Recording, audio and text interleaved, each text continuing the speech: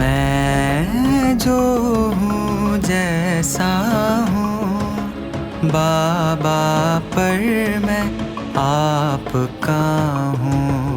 मैं जो हूँ जैसा हूँ बाबा पर मैं आपका हूँ।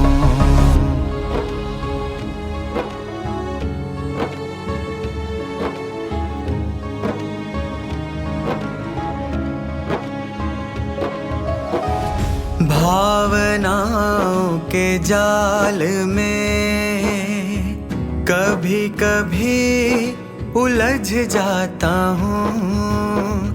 माया की आंधियों में संकल्पों से डगमगाता हूँ। बाबा पर मैं आपका हूँ। बाबा पर मैं आपका हूँ।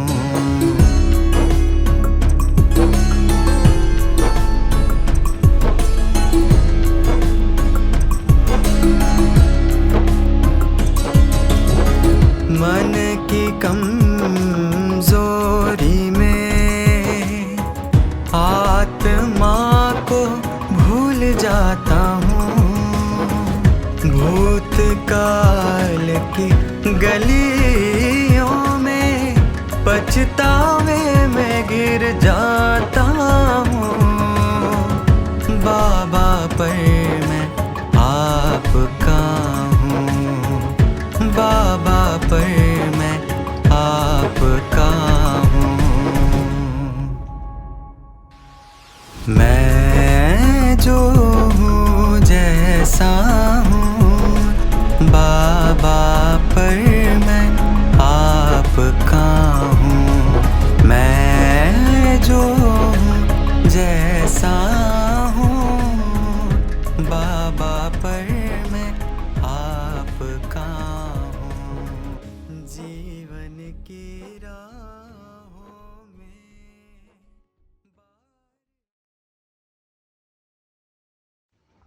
ஓம் சாந்தி.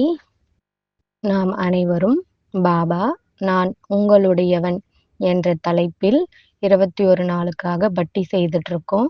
இன்றைக்கு 3வது நாளா இருக்கு. முரளி கேட்கறதுக்கு முன்னாடி நமக்காக கொடுக்கப்பட்ட இந்த 4 வழிமுறைகளை பிராக்டிஸ் செய்யறதுனால ஸ்பிரிச்சுவல் மெமரி மாஸ்டரா மாற முடியும். First, Murali is my friend. I am master Muralidhar. I trust my memory. My memory supports me. Murali is இருக்கிறார். குழந்தைகள்தான் சதா தந்தையின் துணைவர்களாக சகயோகிகளாக இருக்கிறார்கள். ஏனென்றால் மிகவும் அன்பு வைத்திருக்கும் குழந்தைகள். யார் மீது அன்பு இருக்குமோ அவர்களை தான் சதா காலத்தின் துணைவர்களாக சகயோகிகளாக ஆவார்கள். எனவே அன்பான குழந்தைகளாக இருக்கும் காரணத்தினால் தந்தை குழந்தைகளின்றி ஒரு காரியமும் செய்ய முடியாது. மேலும் குழந்தைகள் தந்தையின்றி எந்த ஒரு காரியமும் செய்ய முடியாது. எனவே ஸ்தாபனையின் தொடக்கத்தில் தந்தை பிரம்மாவுடன் சேர்ந்து குழந்தைகளையும் படைத்தார். தனியாக பிரம்மாவை மட்டும் படைக்கவில்லை. பிரம்மாவுடன் சேர்த்து பிராமண குழந்தைகளையும் ஜென்மம் எடுத்தார்கள். ஏன்? குழந்தைகள் சகயோகிகளாக துணைவர்களாக இருக்கிறார்கள். எனவே எப்பொழுதும் தந்தையின் ஜெயந்தியை கொண்டாடுகிறீர்கள். அதனுடன் சேர்த்து என்ன கூறுகிறீர்கள்? சிவ ஜெயந்தி ஆனதினால் பிரம்மாவின் ஜெயந்தி, பிராமணர்களின் ஜெயந்தியும் ஆனது. அதேபோல் பாப்தாதா மற்றும் குழந்தைகள் அனைவருக்கும் சேர்த்தே முதல் படைப்பாக ஆனது. மேலும் தொடக்கத்திலிருந்தே தந்தையின் சகயோகிகளாக துணைவர்களாக ஆனீர்கள். தந்தை தன்னுடைய சகயோகி துணைவர்களை சந்தித்துக் கொண்டிருக்கின்றார். துணைவர்கள் என்றால் ஒவ்வொரு அடியிலும் ஒவ்வொரு எண்ணத்திலும் வார்த்தையிலும் துணையாக இருந்து நடந்து கொள்பவர். பின்பற்றி நடப்பது என்றால் துணையாக இருந்து நடந்து கொள்வது. நீங்கள் ஒவ்வொரு அடியிலும் துணைவர்களாக, அதாவது தந்தையை பின்பற்றி நடக்கக்கூடிய உண்மையான துணைவர்கள். அழியாத துணைவர்கள். யார் உண்மையான துணைவர்களாக இருக்கிறார்களோ அவர்களுடைய ஒவ்வொரு அடியிலும் இயல்பாக தந்தைக்கு சமமானது, தந்தையினுடையவன் என்ற நினைவு இருக்கும். கொஞ்சம் கூட வேறு பக்கம் நினைவு இருக்காது. உண்மையான துணைவர்களுக்கு கடின உழைப்பு செய்ய வேண்டியதாக இருக்காது. இந்த அடிப்படை இப்படி எடுத்து வைத்தாலும் அல்லது அப்படி எடுத்து வைத்தாலும் இயல்பாகவே தந்தையின் அடிமேல் அடி வைப்பதே கொஞ்சம் கூட வேறு பக்கம் இருக்க முடியாது. அந்த மாதிரி உண்மையான துணைவர்களாக இருக்கும் குழந்தைகளின் மனதில், புத்தியில், இதயத்தில் என்ன நிரம்பி இருக்கின்றது? நான் தந்தையினுடையவன், தந்தை என்னுடையவர். தந்தையின் எல்லைக்கப்பாற்பட்ட கஜானாக்களின் ஆஸ்தி என்னுடையது என்பது புத்தியில் இருக்கிறது.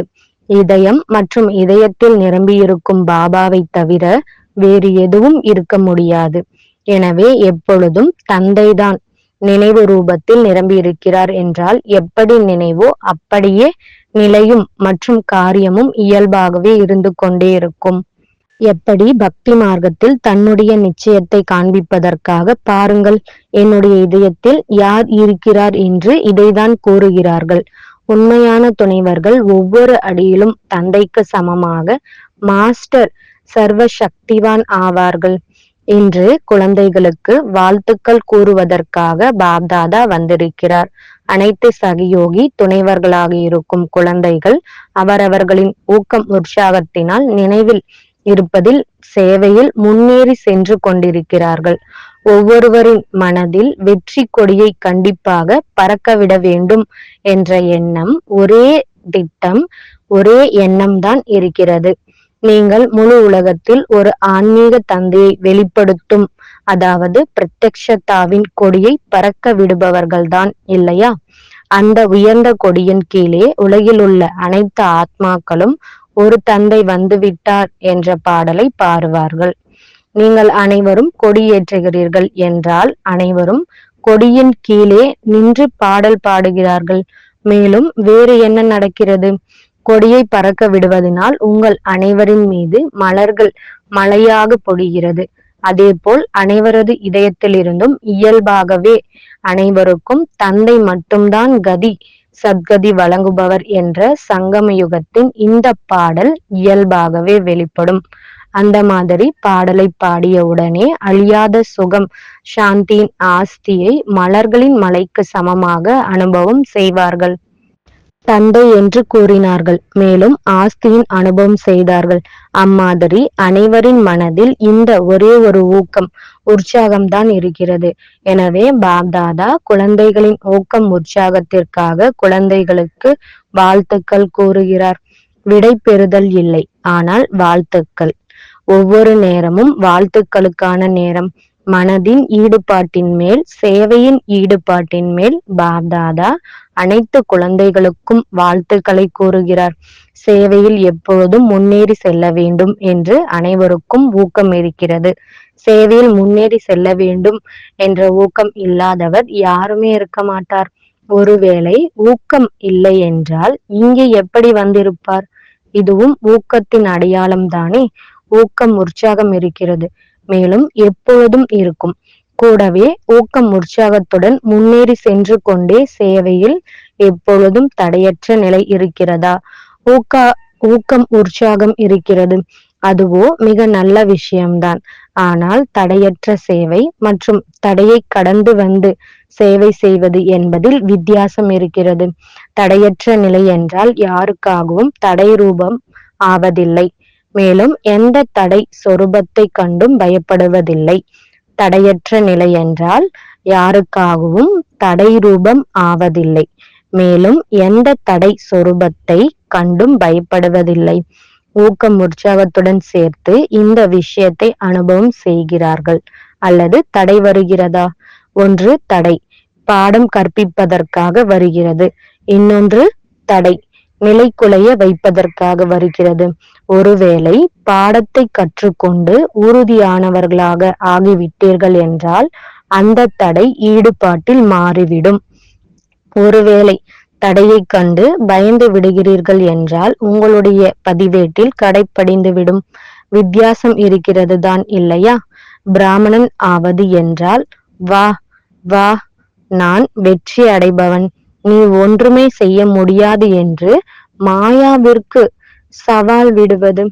முன்பு மாயாவின் நண்பர்களாக இருந்தீர்கள், இப்பொழுது மாயாவை வெற்றி அடைவோம் என்று சவால் விடுகிறீர்கள்.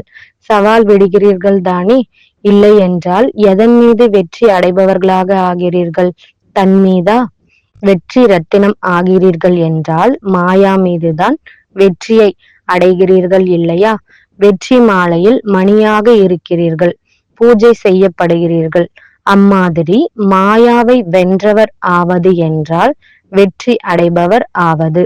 பிராமணன் ஆவது என்றால் மாயாவிற்கு சவால் விடுவது. சவால் விடுபவர்கள் விளையாடுபவர்கள்.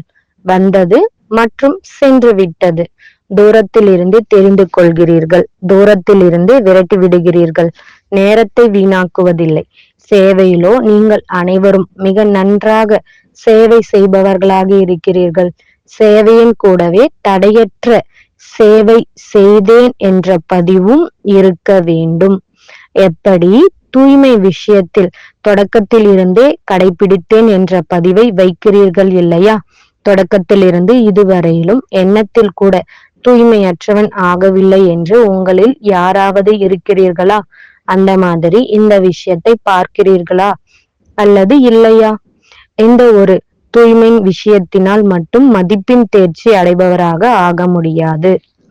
ஆனால் சேவையில், சுயநிலையில், தொடர்பில், சம்பந்தத்தில், நினைவு செய்வதில் அப்படி யார் தொடக்கத்தில் இருந்து இதுவரை அனைத்திலும் உறுதியாக, எந்த குழப்பத்திலும் வராத, எந்த ஒரு தடையின் வசமாகாதவராக இருக்க வேண்டும்.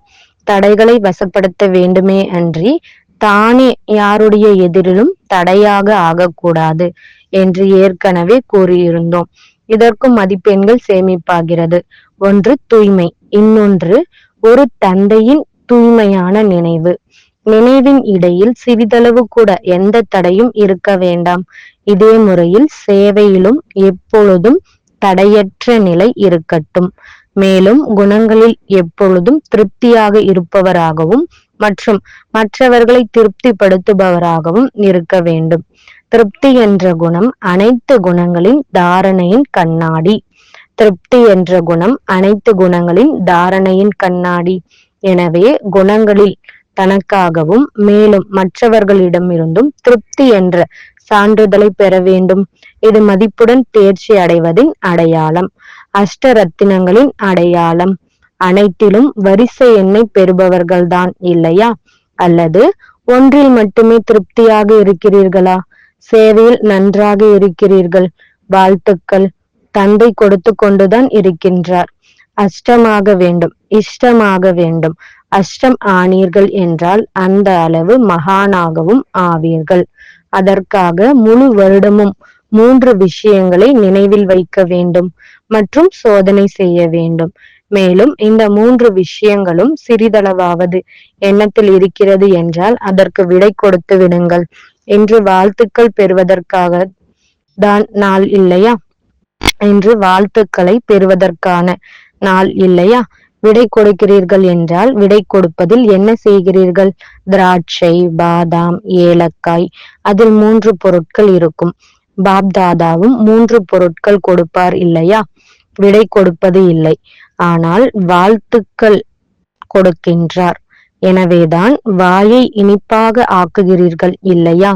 என்று 3 பொருட்களையும் எதற்காக கொடுக்கிறீர்கள்? பிறகு விரைவில் வர வேண்டும் என்ற நினைவிருக்கும்.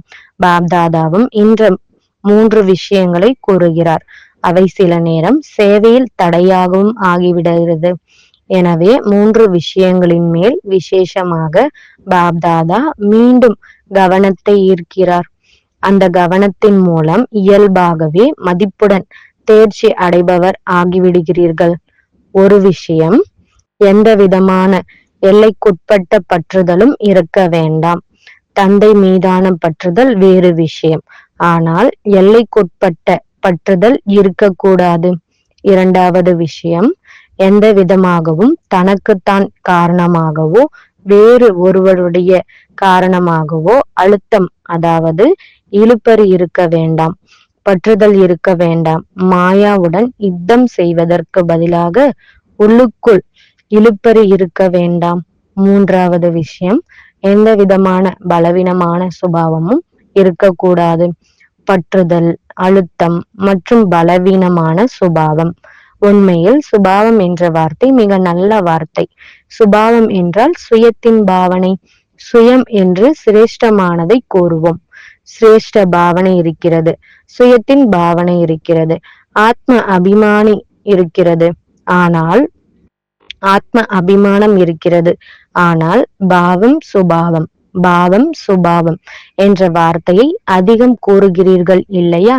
இது பலவீனமான சுபாவம். அது அவ்வப்பொழுது பறக்கும் கலையில் தடை ரூபம் ஆகிவிடுகிறது. அதைதான் நீங்கள் ராயல் ரூபத்தில் என்னுடைய நேச்சர் அந்த மாதிரி என்று கூறுகிறீர்கள். நேச்சர் சிரேஷ்டமாக இருக்கிறது என்றால் தந்தைக்கு சமமான நிலை. தடை ரூபம் ஆகாது என்றால் பலவீனமான சுபாவம்.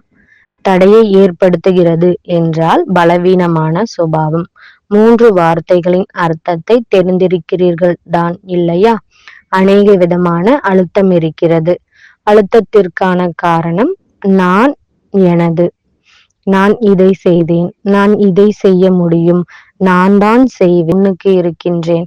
இந்த மாதிரியான நான் என்பது மன அழுத்தத்தை உருவாக்குகிறது. இந்த காரணத்தினால் சேவையில் அங்கங்கே என்ன தீவிர வேகம் இருக்க வேண்டுமோ அதற்கு பதிலாக வேகம் குறைந்து விடுகிறது. சென்று கொண்டிருக்கிறார்கள், ஆனால் வேகம் இருக்க முடியாது. வேகத்தை அதிகப்படுத்துவதற்கான ஆதாரம் எப்பொழுதும் மற்றவர்களை முன்னேற்றுவதுதான் தன்னுடைய முன்னேற்றம். மற்றவர்கள் முன்னேறி செல்வதை பார்த்து சேவையில் எந்த விதமாக நான், எனது என்பது வருகிறது என்று புரிந்து கொண்டீர்கள் தான் இல்லையா? இந்த நான் என்பது அதிக வேகத்தை அளித்து விடுகிறது. புரிந்ததா? என்று இந்த 3 விஷயங்களை கொடுப்போம். பிறகு நீங்கள் உங்களுடைய இதை எடுத்து செல்லுங்கள். இதைதான் தியாகத்தினால் கிடைத்த பாக்கியம் என்று சொல்வது. எப்பொழுதும் அனைவருக்கும் வழங்கி அருந்துங்கள் மற்றும் அதிகப்படுத்துங்கள். இது தியாகத்தின் பாக்கியம் கிடைத்திருக்கிறது. இந்த தியாகத்தின் பாக்கியம்தான் சேவைக்கான சாதனம். ஆனால் இந்த பாக்கியத்தை நான், எனது என்ற எல்லைக்குள் வைத்துக் கொண்டீர்கள் என்றால் அதிகரிக்காது. எப்பொழுதும் தியாகத்தின் பாக்கியத்தின் பலத்தை மற்றவர்களையும் சகயோகியாக்கி அவர்களுக்கும் வழங்கி முன்னேற செல்லுங்கள். நான், நான் என்று மட்டும் கூறாதீர்கள். நீங்களும் அருந்துங்கள். அனைவருக்கும் வழங்கி ஒருவர் இன்னொருவருடன் கைகோர்த்து முன்னேறி செல்லுங்கள். இப்பொழுது சேவையின் இடையில் இந்த அதிர்வலைகள் தென்படுகிறது. இந்த விஷயத்தில் பரந்த மனமுடையவராக ஆகிவிடுங்கள். இதைதான் யார் முதலில் செய்கிறாரோ அவர்தான் அர்ஜுனன் என்று கூறுவது. மற்றவர்களை பார்க்காதீர்கள். இவரும் அப்படி செய்கிறார் இல்லையா?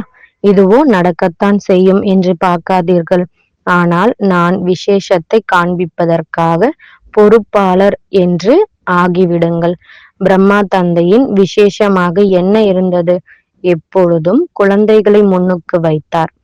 என்னுடைய குழந்தைகள் புத்திசாலிகள், குழந்தைகள் செய்வார்கள். இந்த அளவு தியாகத்தின் பாக்கியத்தை தியாகம் செய்தார். ஒருவேளை யாராவது அன்பின் காரணமாக, பிராப்தியின் காரணமாக பிரம்மாவின் மகிமை செய்தாலும் அவருக்கும் தந்தையின் நினைவை ஊட்டுவார். பிரம்மாவிடமிருந்து ஆஸ்தி கிடைக்காது. பிரம்மாவின் புகைப்படத்தை வைத்துக் கொள்ளாதீர்கள். பிரம்மாதான் அனைத்தும் என்று நினைக்காதீர்கள். இதைத்தான் தியாகத்தின் பாக்கியத்தையும் தியாகம் செய்து சேவையில் ஈடுபடுத்துவது என்று கூறுவதாகும். இந்த விஷயத்தில் 2 மடங்கு பெரும் வள்ளல் ஆகிவிடுங்கள். மற்றவர்கள் வாய்ப்பளிக்க வேண்டும். அவர்கள் தன் பக்கம் ஈர்க்க வேண்டாம். ஒருவேளை அவரே தன்னுடைய பாக்கியம் செய்கிறார், தன் பக்கம் ஈர்க்கிறார் என்றால் அதற்கு என்ன வார்த்தை கூறுவீர்கள்? முரளிகளில் கேட்டிருக்கிறீர்கள் இல்லையா? அந்த மாதிரி ஆக்காதீர்கள். எந்த ஒரு விஷயத்தையும் நீங்களே தன் பக்கம் இழுப்பதற்கான இழுபறி ஒரு பொழுதும் செய்யாதீர்கள். சுலபமாக கிடைத்தது என்றால் சிரேஷ்ட பாக்கியம். இழுத்து பெறுவதை சிரேஷ்ட பாக்கியம் என்று கூற மாட்டோம். அதில் வெற்றி கிடைக்காது. உழைப்பு அதிகம், வெற்றி குறைவாக இருக்கும். ஏனென்றால் அனைவரின் ஆசீர்வாதம் கிடைப்பதில்லை. எது சுலபமாக கிடைக்கிறதோ அதில் அனைவரின் ஆசீர்வாதம் நிரம்பி இருக்கிறது. புரிந்ததா? மன அழுத்தம் என்றால் என்ன? பற்றுதலை பற்றி அன்றைய நாளில் தெளிவுபடுத்தினோம். எந்த ஒரு பலவீனமான சுபாவமும் இருக்க வேண்டாம். நானோ இந்த தேசத்தில் வசிப்பவன், எனவே என்னுடைய சுபாவம், நான் நடந்து கொள்வது, நான் வசிப்பது அந்த மாதிரி இருக்கிறது என்று அப்படியும் நினைக்காதீர்கள். தேசத்தின் காரணமாக, தர்மத்தின் காரணமாக, உடன் இருப்பவர்களின் காரணமாக என்னுடைய சுபாவம் அந்த மாதிரி இருக்கிறது என்று அப்படியும் இல்லை. நீங்கள் எந்த தேசத்தை சேர்ந்தவர்கள்? இது சேவைக்காக ஒரு ஸ்தானம் கிடைத்திருக்கிறது. யாருமே வெளிநாட்டினரும் இல்லை. மேலும் நான் பாரதவாசி என்ற போதையும் இருக்க வேண்டாம். அனைவரும் ஒரு தந்தையின் குழந்தைகள். பாரதவாசிகளும் பிராமண ஆத்மாக்கள், வெளிநாட்டில் வசிப்பவர்களும் பிராமண ஆத்மாக்கள். இதில் வேற்றுமை இல்லை. பாரதவாசிகள் அந்த மாதிரி இருக்கிறார்கள், மேலும் வெளிநாட்டினர் இந்த மாதிரி இருக்கிறார்கள் என்று அப்படியும் இல்லை. இந்த வார்த்தையும் ஒரு பொழுதும் கூறாதீர்கள். அனைவராக இருந்து கொண்டிருக்கிறீர்கள். எத்தனை தேசங்களில் சேவை நடந்து கொண்டிருக்கிறது. எனவே சேவைக்காக வெளிநாட்டிற்கு சென்றிருக்கிறீர்கள். மற்றபடி அனைவருமே பிராமண ஆத்மாக்கள். எனவே யாருமே எந்த ஆதாரத்தினால் சுபாவத்தை உருவாக்காதீர்கள். எது தந்தையின் சுபாவமோ அது குழந்தைகளின் சுபாவம். தந்தையின் சுபாவம் என்னவாக இருக்கிறது? எப்பொழுதும் ஒவ்வொரு ஆத்மாவிற்காக நன்மை பயக்கும் மற்றும் இரக்கத்தின் பாவனையின் சுபாவம். ஒவ்வொருவரையும் உயர்வாக தூக்கி விடுவதற்கான சுபாவம், இனிமையான சுபாவம், பணிவான சுபாவம், என்னுடைய சுபாவம் அந்த மாதிரி இருக்கிறது என்று ஒரு பொழுதும் கூறாதீர்கள். என்னுடைய என்பது எங்கிருந்து வந்தது? எனக்கு வேகமாக பேசும் சுபாவம் இருக்கிறது. என்னுடைய சுபாவம் ஆவேசத்தில் வருவதற்கானது. சுபாவத்தின் காரணமாக அந்த மாதிரி ஆகிவிடுகிறது. இவை அனைத்தும் மாயா. அநேகருக்குள் அபிமானத்தின் சுபாவம், பெருமைப்படுத்துவதற்கான, பொறாமைப்படுவதற்கான, ஆவேசத்தில் வருவதற்கான சுபாவம் இருக்கிறது. மனமுடைந்து போவதற்கான சுபாவம் இருக்கிறது. நன்றாக இருந்தாலும் கூட தன்னை நன்றாக இருக்கிறேன் என்று நினைக்க மாட்டார்கள். எப்பொழுதும் தன்னை பலவீனமானவராகவே நினைப்பார். நான் முன்னுக்கு செல்ல முடியாது, என்னால் செய்ய முடியாது, இம்மாதிரியான மனமுடைந்து போகும் சுபாவம் தவறானது. அபிமானத்தில் வராதீர்கள். இதே விதமான சுபாவத்தை பலவீனமான சுபாவம் என்று கூறுவது. இதே விதமான சுபாவத்தை பலவீனமான சுபாவம் என்று கூறுவது.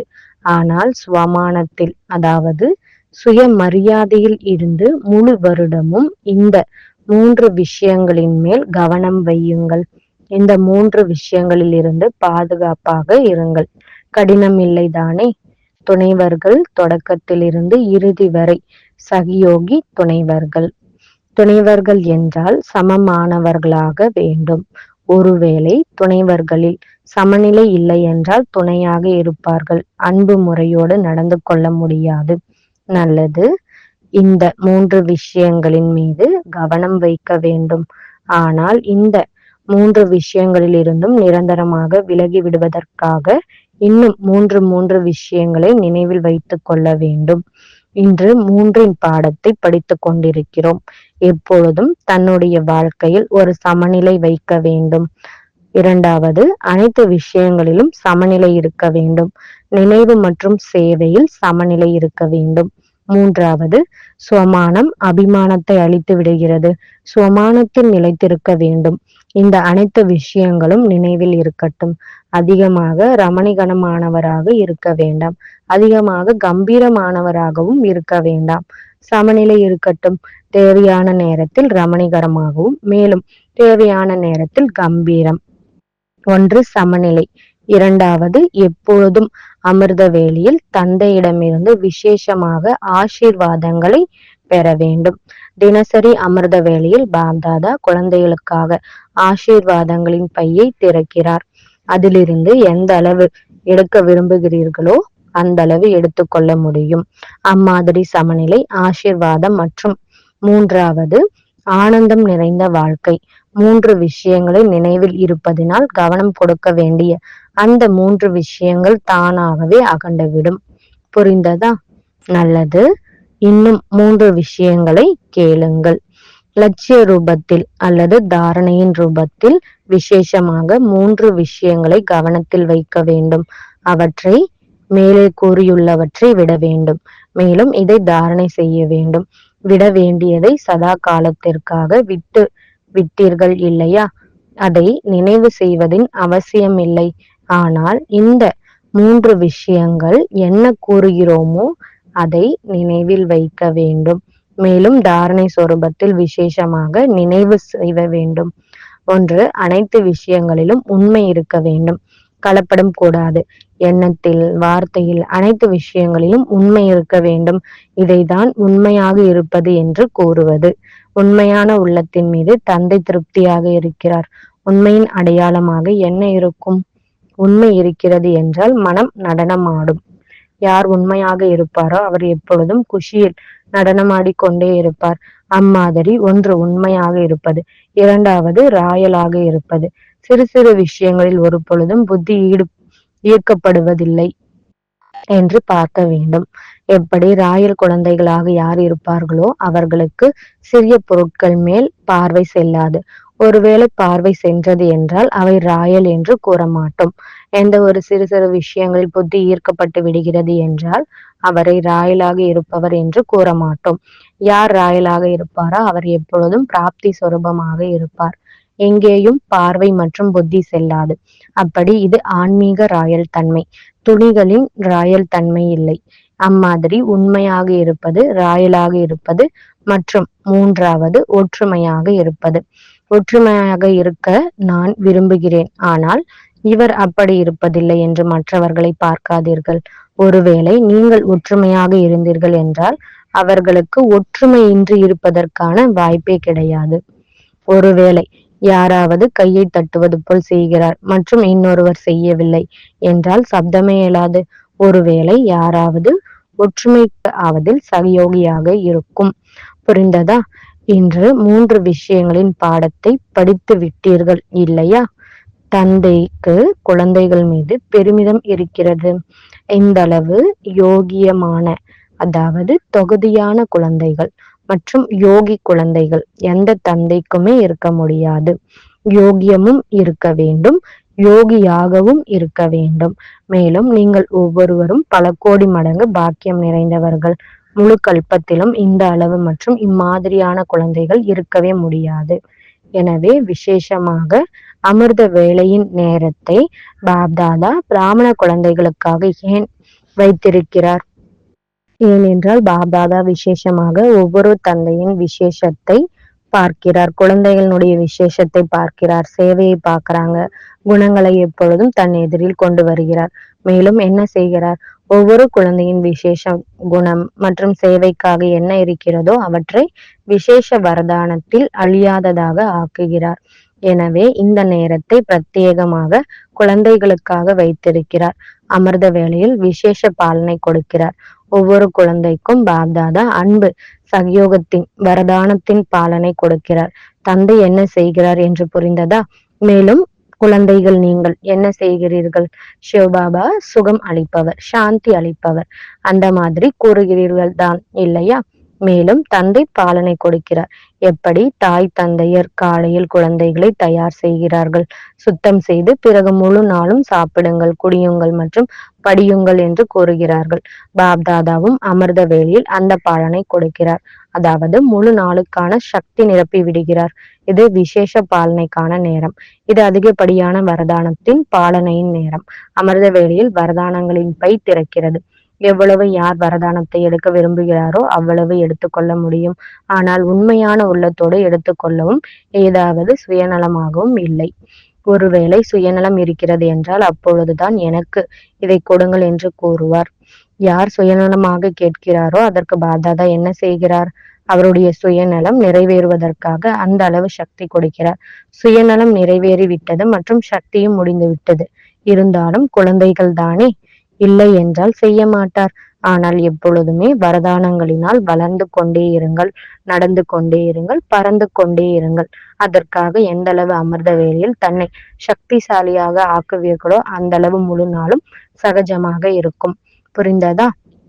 எப்பொழுதும் தன்னை மதிப்புடன் தேர்ச்சி அடைவதற்கான லட்சியம் மற்றும் லட்சணத்தை வைத்து நடந்து கொள்ளக்கூடிய, எப்பொழுதும் தன்னை பிரம்மா தந்தைக்கு சமமாக தியாகத்தின் பாக்கியத்தை மற்றவர்களுக்கு வழங்கக்கூடிய நம்பர் 1 தியாகி, சிரேஷ்ட பாக்கியத்தை உருவாக்கக்கூடிய, எப்பொழுதும் சகஜ பிராப்தியின் அதிகாரியாகி சுய முன்னேற்றம் மற்றும் சேவையின் முன்னேற்றம் செய்யக்கூடிய, எப்பொழுதும் ஒவ்வொரு அடியிலும் சகயோகி துணைவனாகி முன்னேறி செல்லக்கூடிய, நினைவு மற்றும் மனநிலை சக்திசாலியாக்கி எப்பொழுதும் தந்தையை பின்பற்றி நடக்கக்கூடிய அம்மாதிரியான சதா காலத்தின் சகயோகி துணைவர்கள் கட்டளைப்படி நடக்கும், திருப்தியாக இருக்கும், திருப்திப்படுத்துவதற்கான ரகசியத்தை தெரிந்திருக்கும் அந்த மாதிரியான சிரேஷ்ட ஆத்மாக்களுக்கு, மகான் புண்ணிய ஆத்மாக்களுக்கு 2 விதமான மகாதானத்தை மடங்கு பெறும் வள்ளல் குழந்தைகளுக்கு பாப்தாதாவின் அன்பு நினைவுகள் மற்றும் நமஸ்காரம். ஓம் शांति।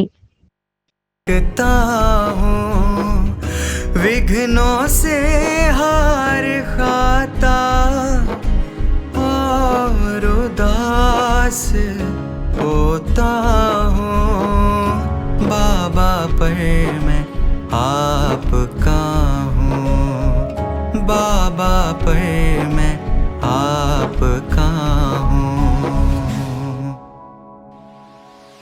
मैं जो हूँ जैसा हूँ, बाबा पर मैं आपका हूँ, मैं जो हूँ जैसा हूँ, बाबा पर मैं आपका हूँ। संगत की छाया में पुरानी आदतें उभर आती है, आपके याद के बिना एक पल भी अधूरा हूँ, बाबा पर मैं आपका हूँ, बाबा पर मैं आपका हूँ। मैं जो